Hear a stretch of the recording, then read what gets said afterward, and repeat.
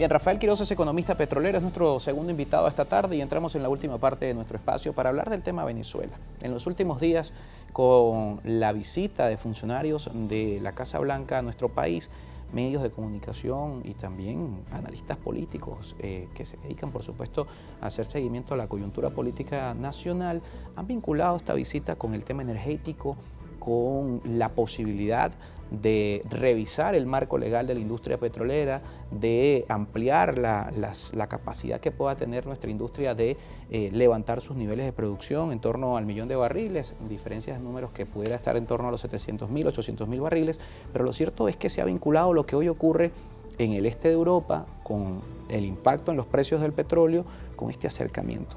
Y en la práctica es así, en la práctica Venezuela puede convertirse en un aliado, pudiéramos decir, coyuntural de Estados Unidos por la situación que se vive con los precios del petróleo. Sí, yo creo que en la parte, parcialmente sí.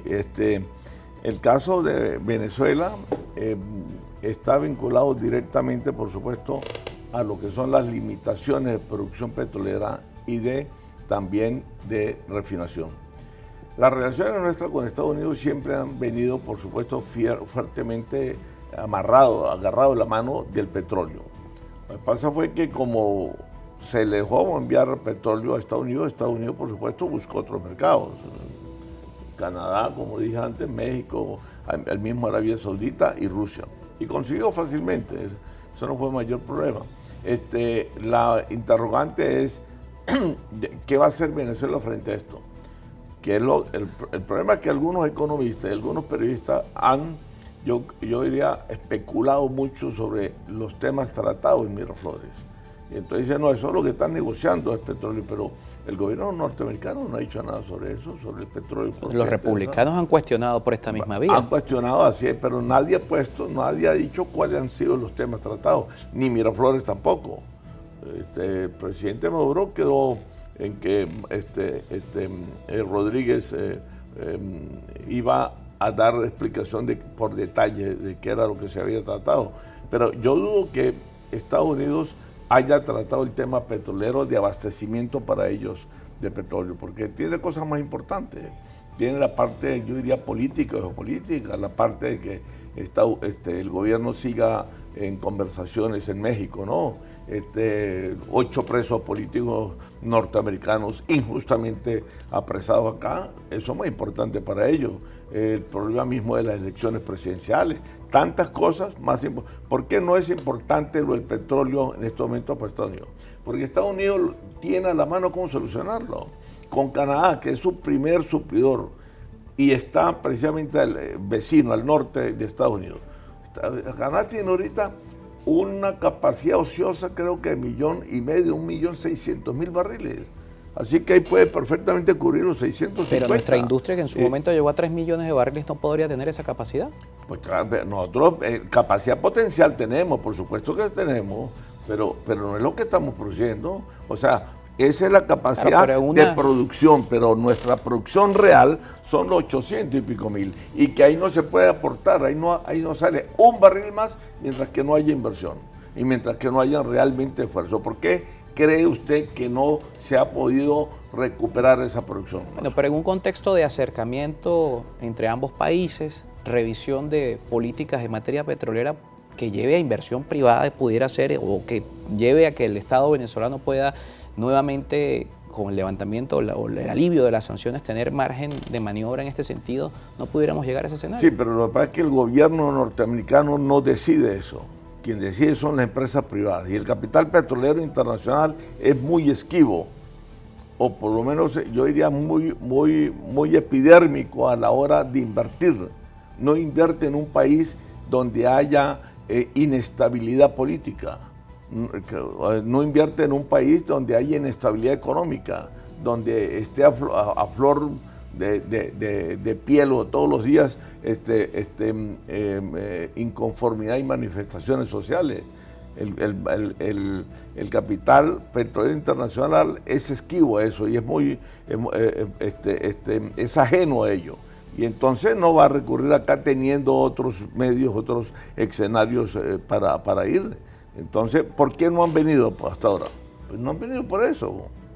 O sea, porque un país que tiene 7 años de recesión y 4 años de hiperinflación, imagínense la inestabilidad política, ¿qué le puede garantizar eso? Además de establecer un marco jurídico serio y cierto, donde el gobierno no, porque el presidente se levantó hoy con el pie izquierdo, entonces va a nacionalizar tal cual empresa. Ahí tenemos el problema de Cristalex y varias empresas transnacionales todavía esperando que les paguen las indemnizaciones correspondientes a nacionalizaciones. Entonces, si no hay una seriedad en lo que llamamos el marco jurídico de los hidrocarburos, bueno, aquí ninguna empresa viene, pero sí, si es que tiene a Brasil aquí mismo, con el proyecto Presal, toda una cuenca prolífica en petróleo, mayor que la faja, ojo, eso nadie lo ha dicho, ni siquiera los brasileños, esa es mayor que la faja nuestra. Abajo en Argentina, Vaca Muerta, en mismo México, en Arabia Saudita, cantidades de campos y de cuencas petroleras que son mucho más grandes que las nuestras. Y por lo demás eso desmitifica un poco lo que se ha dicho en relación a la faja, de que somos los más grandes poseedores de petróleo del mundo. Eso no es cierto.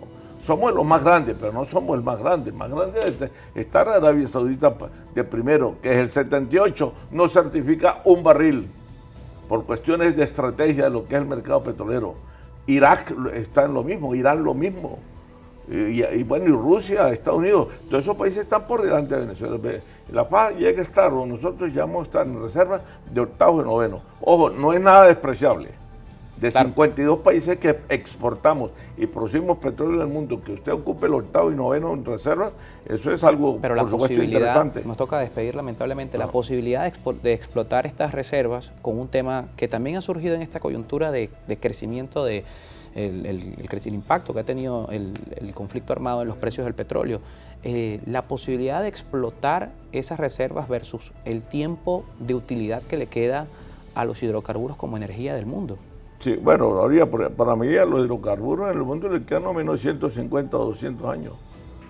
No existe en el corto plazo una... Que reemplacen al crudo, por favor, al petróleo, no.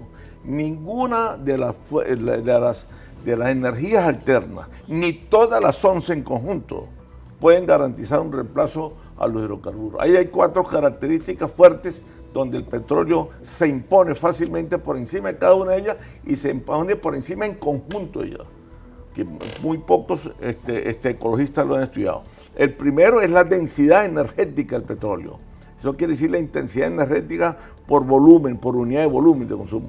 Segundo es la proliferación y la cantidad, la versatilidad de sus usos.